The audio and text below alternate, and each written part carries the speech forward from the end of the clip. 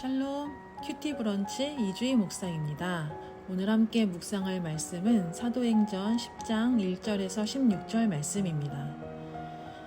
오늘은 가이사랴 지역의 로마 군대 백부장인 고넬료를 통해 하나님께서 주신 은혜를 나누고자 합니다.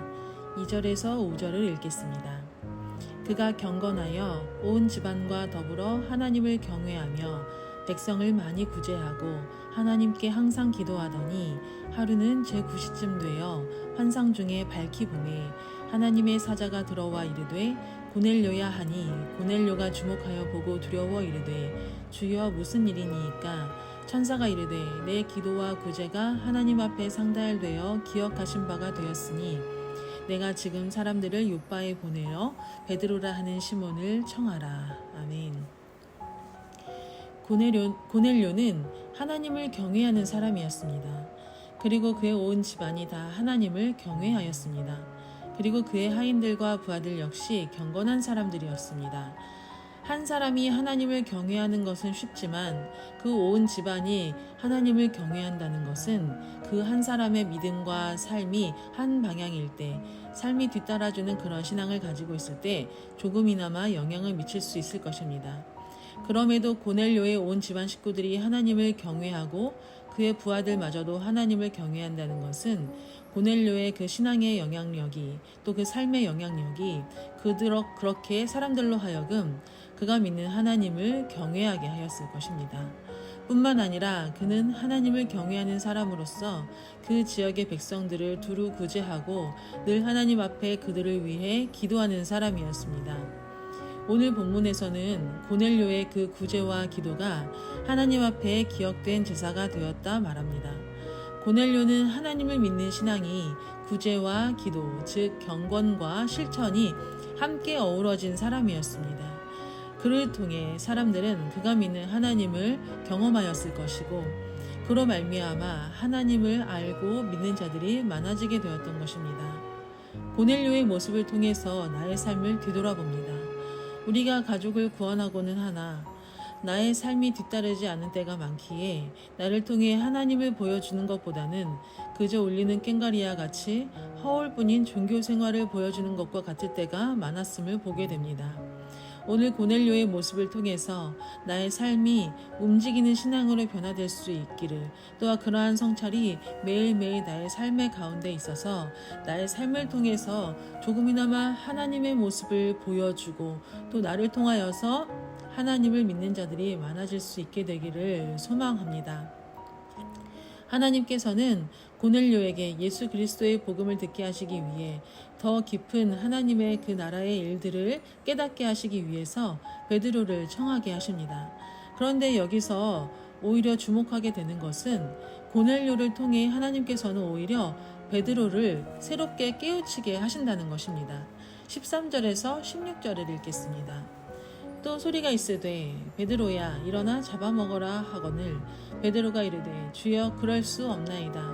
속되고 깨끗하지 아니한 것을 내가 결코 먹지 아니하였나이다. 또 두 번째 소리가 있으되 하나님께서 깨끗하게 하신 것을 내가 속되다 하지 말라 하더라. 이러한 일이 3번 있은 후 그 그릇이 곧 하늘로 올려져 가니라. 아멘.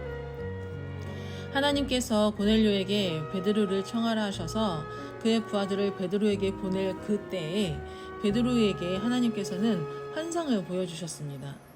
율법에서 부정하다 하였던 그 짐승들이 그릇에 담겨 하늘에서 내려오는 환상이었습니다. 하나님께서는 베드로에게 그것을 잡아먹으라 말씀하셨지만 베드로는 율법이 그렇게 말하지 않았기에 나는 율법을 잘 지키는 사람이고 또 그것을 절대 결코 먹지 않겠다 맹세하며 그렇게 하나님 앞에 응답합니다. 그러나 베드로가 속되고 부정하다 하는 것을 하나님께서는 이미 내가 깨끗하게 하였기 때문에 네가 속되게 하지 말라 말씀하시고 계십니다. 하나님께서 고넬료를 통해 베드로에게 깨우치려고 하시는 메시지가 여기 있습니다. 예수님께서 많은 사람에게 고난을 받고 십자가에 죽어야 한다는 말씀에 베드로는 크게 항변하였던 것처럼 베드로는 부정하고 속된 것을 하나님께서 먹으라 하셨지만 결코 그럴 수 없다 강하게 부인합니다. 하나님께서 주신 율법의 속뜻을 외면한 채, 하나님께서 정말로 행하고자 하시는 일이 무엇인지 잘 모른 채 그저 종교적인 관습과 관점으로, 내 생각으로, 내 관점으로 바라보았던 것들을 이제는 하나님의 마음으로, 하나님의 정신으로, 하나님의 시선으로 세상을 바라보고 생각하라 하십니다. 이방인이었던 고넬료가 하나님을 경외하고 구제하고 기도하는 것이 하나님 앞에 상달되었다는 것은 같은 유대인으로서는 이해하고 납득할 수 없는 일입니다. 우리는 예수님을 믿기 때문에 우리가 하는 그 일이 그것이야말로 믿음의 일이고 진리이고 올바른 것이라 생각할 때가 너무나 많습니다.